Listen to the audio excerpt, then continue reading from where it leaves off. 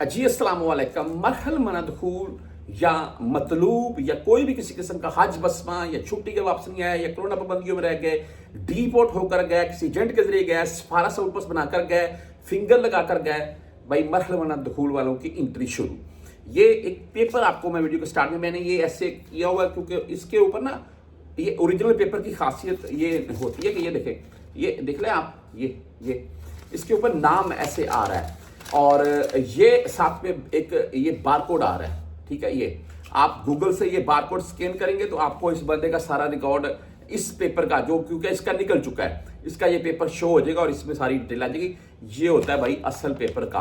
वो नहीं है कि पेपर निकाल दिया किसी का और उसको भेज दिया और साथ में पूछा जी हाँ जी वो जी ठीक है आप आ सकते हैं। अब भाई ठीक है, किस वीजे से आ सकता हूं, कब आ सकता हूं मैं? अगर एयरपोर्ट के ऊपर सॉरी मुझे कोई रोक ले तो कौन जिम्मेदार है?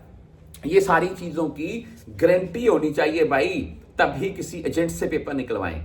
मेरा व्हाट्सएप नंबर साथ में चलता जाएगा, आपने मजीद कुछ भी पूछना हो मुझसे भी पूछ सकते हैं। इसके लिए थोड़ी माजरत, मैं गले में हल्की फुल्की खराश है कि आप मरहल मनदखूल वालों की सुन ले। अभी मैं आपको डिटेल के बताने लगा हूं। जो पाकिस्तान में भाई या इंडिया कहीं भी मेरी वीडियो देख रहे हैं या यहां पर मौजूद हैं, आपका इकामा वगैरह का कोई इशू है या मतलूब है या हरूब का इशू है, देखिए खुद जबरदस्त चले जाएं। सबसे बेस्ट हल ये है, आप यहां पर मौजूद हैं। अगर आप पाकिस्तान इंडिया में कहीं मेरी वीडियो देख रहे हैं तो आपका कोई दोस्त भाई है तो उसे जबरदस्त भेज दें यहां, वहां से जाकर आपके मामला चेक करवाए।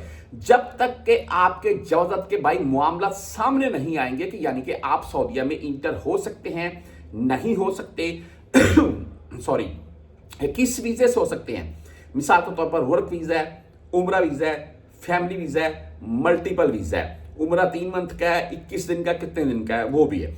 अच्छा, मल्टीपल वीजा जो कि 1 साल का होता है, हर 3 मंथ के आप 3 मंथ में हमने एग्जिट री एंट्री करनी है, हमारा वीजा वैलिड रहता है। आप किस वीजे से आ सकते हैं, किस वीजे से नहीं आ सकते, ये चीजें कंफर्म करनी है। और उसके बाद अगर अल्लाह न करे कोई किसी किस्म का मामला आ जाता है तो कब तक आपके ऊपर बैन है? अभी मरहल मनदखूल वालों की एंट्री हो रही है, लेकिन उस कैटेगरी में कुछ भाई आते हैं जो कि बारकोड से स्कैन होते हैं।